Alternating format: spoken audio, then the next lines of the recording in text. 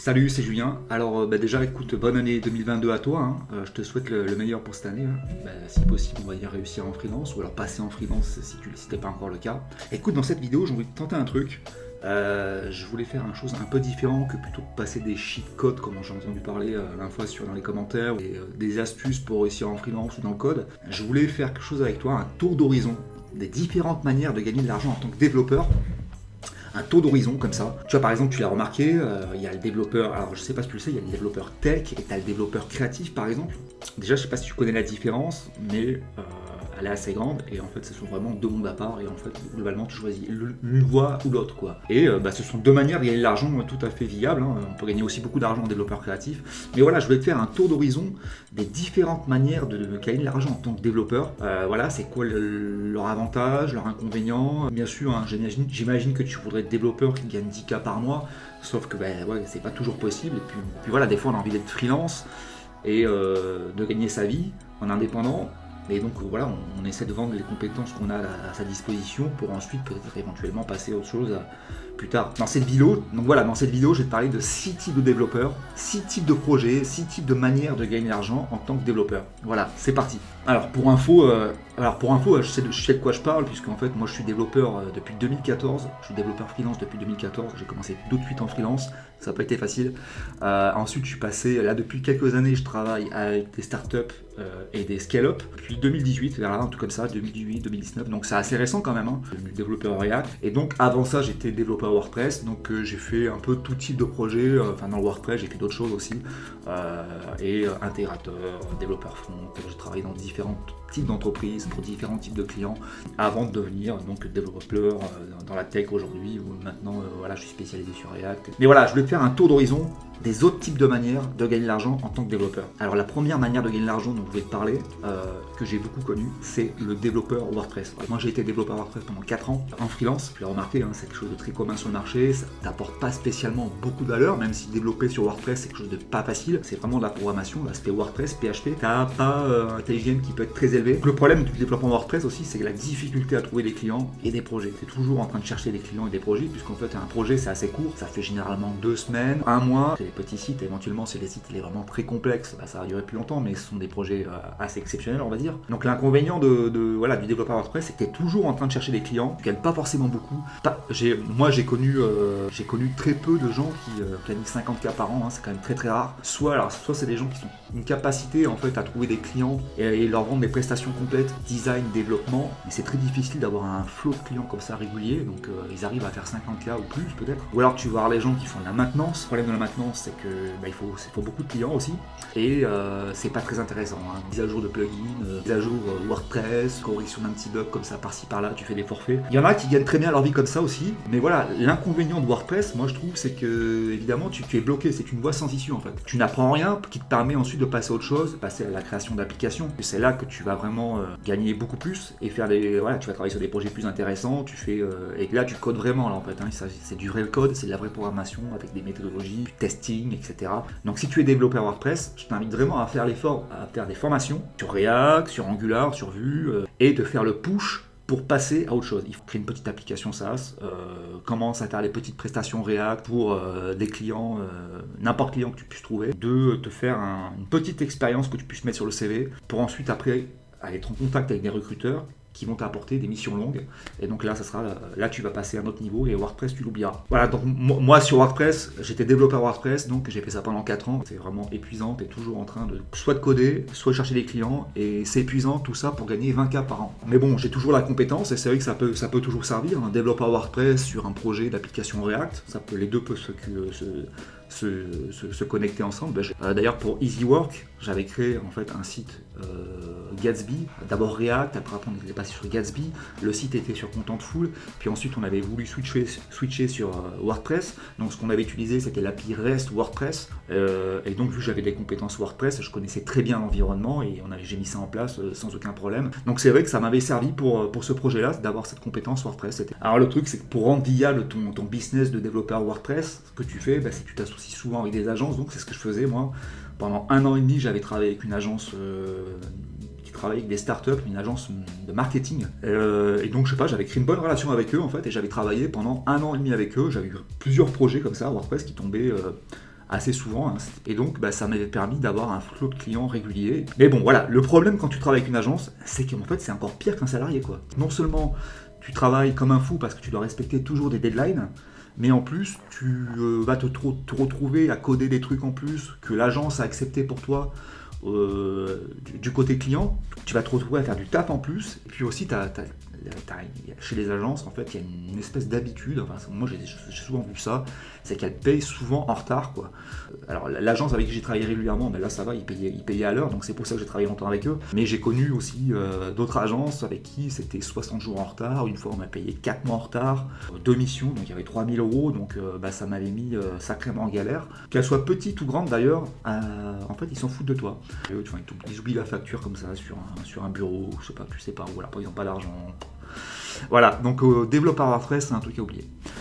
Alors l'autre type de développeur dont je vais te parler, l'autre type de mission en fait, c'est le développeur créatif. Moi je fais vraiment la différence entre le développeur créatif et le développeur tech. Quand tu es développeur tech, tu vas créer des applications, tu vas travailler avec des startups. Le développeur créatif, c'est quelqu'un qui va être spécialisé dans le motion, dans l'interactivité, qui va travailler avec des agences de communication, des directeurs artistiques. Et donc voilà, ce sont vraiment deux mondes différents. Il faut savoir qu'il y a une vraie demande pour ce qui est interactivité sur les sites web, sur les applications. Ce sont des compétences qui sont difficiles à maîtriser. Donc voilà, ça va être des compétences d'utilisation de WebGL, FreeJS, voilà, pour beaucoup pratiquer. Et c'est assez difficile de trouver des gens compétents là-dedans. Donc voilà, après, quand tu te fais une réputation là-dedans, tu as souvent des projets, tu travailles sur des super projets dans des agences de communication, tu es un peu comme une star en fait. Tu permets aux directeurs artistiques qui ont mis tant d'efforts, tant de talent dans leur design, de réaliser leur vision en fait. Et donc c'était très apprécié. Ça peut très bien payer aussi. Par exemple, il y a Benoît Artistique, qui est un développeur créatif français, voilà, très connu à l'international,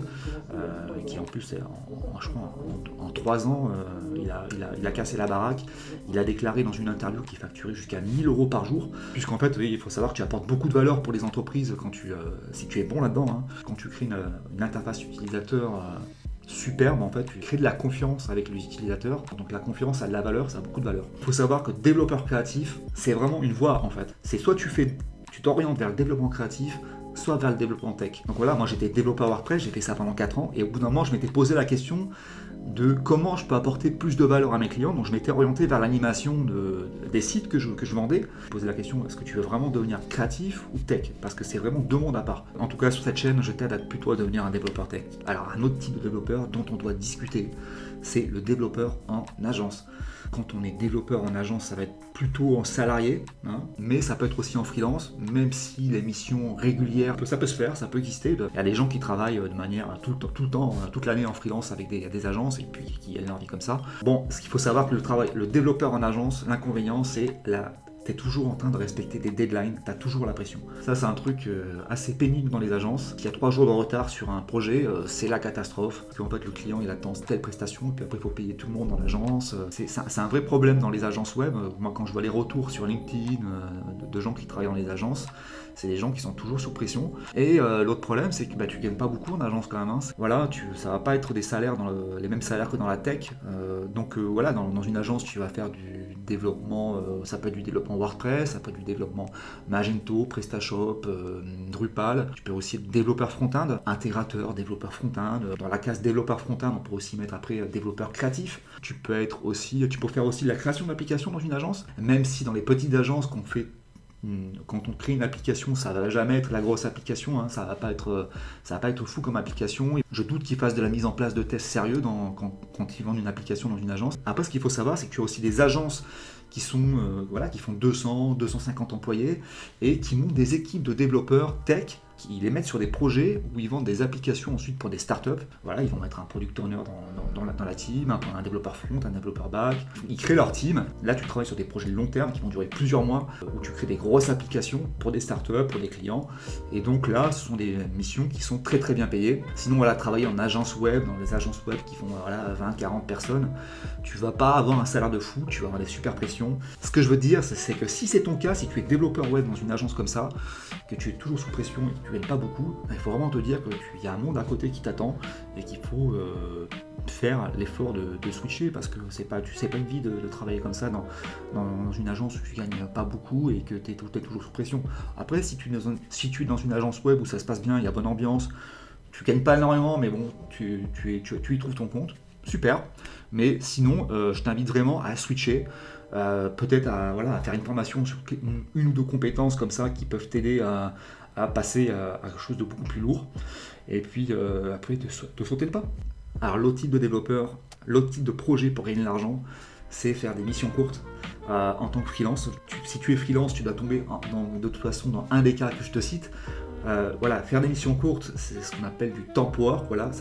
Moi j'ai beaucoup fait ça sur Malte à l'époque. Donc voilà, les gens t'appellent pour mettre en place une API, pour rajouter une fonctionnalité sur un site, pour développer un petit truc, pour régler un problème. C'est des missions qui dépassent rarement, ça dépasse rarement un mois. C'est des missions qui vont faire généralement entre une semaine et un mois. Le problème de ces missions courtes, c'est que tu gagnes pas beaucoup, enfin entre guillemets, ça se trouve c'est une prestation à 3 à 4 000 euros, mais vu que tu as des charges à payer, etc., et que vu que tu as passé beaucoup de temps dessus, il faut vite que tu retrouves une autre mission, et vu que tu n'as pas énormément d'expérience, et donc qu'est-ce que tu fais? Tu te rediriges vers une mission courte, et donc c'est pareil, tu vas refaire une petite mission qui va pas t'apporter beaucoup, et donc tu vas devoir rechercher une mission courte. Il faut savoir qu'il y a des gens qui restent comme ça pendant des années, et sur leur CV, ils ont vraiment mettre quelque chose d'intéressant. Et donc l'objectif, quand tu es développeur, c'est vraiment de penser à quel CV tu vas construire pour ensuite te permettre de travailler où tu veux, en fait, avec quelle entreprise tu veux, pouvoir gagner une bonne rémunération. Donc si tu fais des missions courtes, je t'invite vraiment à réfléchir, et je pense que tu l'as compris, à réfléchir aux types de missions que tu acceptes et voir comment tu peux les placer sur ton CV. Il y a des missions d'un mois qui peuvent aller sur le CV et d'autres qui ne servent à rien. Donc l'objectif quand tu fais des missions courtes, c'est de se constituer un CV et puis aussi de se constituer une trésorerie suffisante pour accepter des meilleurs projets. C'est impossible de gagner 10K par mois avec des missions courtes comme ça. Donc voilà, si tu en es là, si tu fais régulièrement des missions courtes, je t'invite vraiment à faire le push, à te spécialiser sur quelque chose qui apporte beaucoup plus de valeur, devenir plus compétent, essayer de trouver des meilleures missions pour les placer ensuite sur ton CV, pour ensuite aller contacter les recruteurs. Faire le push, il faut que tu fasses le push, il faut vraiment que tu fasses l'effort d'en contacter plusieurs, de montrer tes expériences, de voir si on te dit que c'est pas assez bon, continue à avancer de ton côté à droite à gauche pour essayer de choper des expériences intéressantes, pour ensuite, jusqu'au moment où ton CV sera suffisamment intéressant pour décrocher ta première mission longue. Et une fois que tu as ta première mission longue, là il y a tout qui change en fait. Tu passes sur des missions qui n'ont plus rien à voir, et vu que tu gagnes suffisamment en plus, tu as le temps de voir venir pour la prochaine mission. Et donc il faut vraiment faire l'effort de pusher, d'aller contacter les recruteurs. Tant que tu n'en contactes pas plusieurs, tant que tu ne mets pas en place ton profil LinkedIn bien détaillé, ton CV, tout ça, tu ne sais pas en fait si tu peux décrocher des missions. Il faut bien comprendre qu'entre les missions courtes de développement et les missions longues, il y a vraiment un monde en termes de culture IT. Quand tu es dans une mission longue, tu vas travailler sur des méthodologies agiles. Ce sont des sprints de 2 semaines. Toutes les 2 semaines, tu fais une sprint review. Tu parles de la fonctionnalité que tu as mise en place, de ce que tu as mis en place qui est intéressant. Tu en parles aux équipes produits, aux autres développeurs. Ensuite, tu fais une sprint rétrospective. Ça discute avec les équipes. Alors, tu es dans une équipe de développeurs généralement. Tu discutes avec les autres de ce qui est allé durant le sprint, ce qui n'est pas allé, ce qu'on pourra améliorer sur les méthodes, sur les fonctionnalités, sur les projets. Ensuite, tu fais aussi des sprint planning où tu estimes en fait la durée des projets en fait, on définit des fonctionnalités qu'on va mettre en place, et là tu fais des estimations en fait de la durée de la mise en place de ces fonctionnalités. On commence à définir des algorithmes, des structures de données pour mettre en place ces fonctionnalités. Dans les missions longues, tu vas faire des code reviews, tu vas faire du peer programming, tu vas travailler avec d'autres développeurs comme ça en binôme, où vous faites de la résolution de problèmes, vous codez ensemble. Donc voilà, c'est tout un monde qui n'a rien à voir avec les missions courtes. Dans les missions courtes, tu fais pas de tests aussi généralement en plus. Enfin, généralement, tu t'en fous un peu. Personne ne te le demande vraiment en plus, même s'il faudrait le faire. Donc voilà, entre les missions courtes et les missions longues, il faut comprendre aussi qu'il y a vraiment un monde qui n'a rien à voir. Et l'objectif, en tout cas, moi sur cette chaîne, je t'aide à te passer sur ce monde-là des missions longues, des missions intéressantes en termes de développement. Et le truc aussi, c'est qu'il faut vraiment faire attention aux missions courtes, puisqu'en fait, après, le problème des missions courtes, c'est que tu te fais une réputation aussi ensuite. Quand tu travailles régulièrement avec des clients qui t'apportent plein de petites missions courtes comme ça, tu te fais une réputation auprès d'eux, et donc ensuite ils vont essayer de te refiler continuellement des missions courtes, puis ensuite ça devient tes potes ensuite aussi, ça devient tes potes, donc tu vois, t'es pris dans un espèce de conflit interne pour... Donc c'est dangereux, il faut être conscient de ça. Encore des fois, je reçois des mails de clients que j'ai eu précédemment, il y a quelques années, qui essaient de me refiler des missions courtes. Je leur dis que c'est pas possible, je leur dis qu'il y a 5% d'inflation par an, je leur dis que j'ai une retraite à payer, confortable, je leur dis que j'ai une Porsche à payer, j'ai envie de me payer une Porsche. C'est un petit plaisir que j'ai envie de me faire, donc il faut beaucoup que je travaille et sur des projets intéressants. Donc voilà, les missions courtes, c'est bien durant un temps, il faut chercher à se faire des bonnes expériences et puis après ensuite à passer à autre chose. Alors l'autre type de développeur dont on va parler, l'autre manière de gagner de l'argent, et là ça va commencer à devenir intéressant, c'est le développeur tech. Voilà, donc c'est-à-dire que tu crées des applications. Il faut savoir qu'en salarié, ça va être généralement ton salaire, ça va être... Pour un développeur dans la tech en France, ça dépasse rarement les 50K, même si tu peux voir des postes à 80K, ça j'en ai déjà vu, 80K, 90K, j'en ai vu. Il faut savoir qu'en freelance, gagner 100K par an en tant que développeur dans la tech, c'est tout à fait possible. Je sais pas, réfléchis, donc voilà, si tu gagnes 500 € par jour, il y a 12 mois dans l'année, tu travailles 10 mois, ça y est, tu as 100K. Est-ce que c'est difficile d'avoir des missions comme ça, d'avoir suffisamment de missions pour gagner 100K dans l'année? Non, il suffit de décrocher une mission. Il suffit de décrocher une mission. Est-ce qu'il y a beaucoup de missions qui font un an? Je te le dis, ouais, moi j'en vois beaucoup. Peut-être que tu en vois aussi passer des missions. Moi je vois souvent passer des missions qui font un an et plus. Donc il s'agit juste de décrocher cette mission qui fait un an. Et puis ça y est, tu fais 100K. Voilà, une fois que tu as un bon track record, une fois que tu as une expérience, une fois que tu as suffisamment de compétences, tu peux avoir accès à ça. Alors en fait, il y a développeur et il y a software engineer. Et alors je sais que pour certains, c'est un peu pareil. Moi, je trouve que c'est pas pareil. Tu as le développeur sur React et on va te demander, tu codes. Voilà, juste tu codes. Tu es le gars ou la fille qui est développeur React et on te demande juste de coder. Et tu peux déjà bien gagner ta vie là-dessus en plus. Moi, j'ai fait des missions de développeur React, on ne me demandait pas de faire de l'architecture, de la conception, donc là on ne peut pas appeler ça de l'ingénierie logicielle.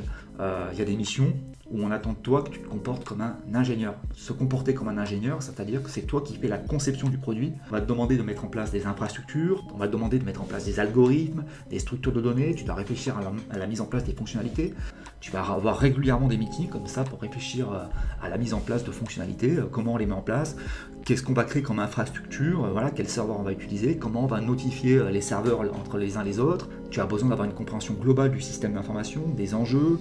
Voilà, régulièrement, tu as des meetings dans la semaine pour faire tu as des calls avec d'autres équipes de développeurs où ensemble on résout des problèmes, tu dois donner ton avis et tu dois trouver des solutions, peut-être pas immédiatement, mais peut-être le lendemain ou le surlendemain, mais en tout cas c'est ça qu'on attend de toi, on attend de toi que tu te comportes comme un ingénieur. Donc voilà, et là ce sont des missions où tu apportes beaucoup plus de valeur. Voilà, pour atteindre les TJM qui dépassent les 500 €, justement il faut se comporter comme quelqu'un qui fait de la conception d'architecture, qui fait de l'ingénierie logicielle. C'est comme ça qu'on dépasse ces TJM là.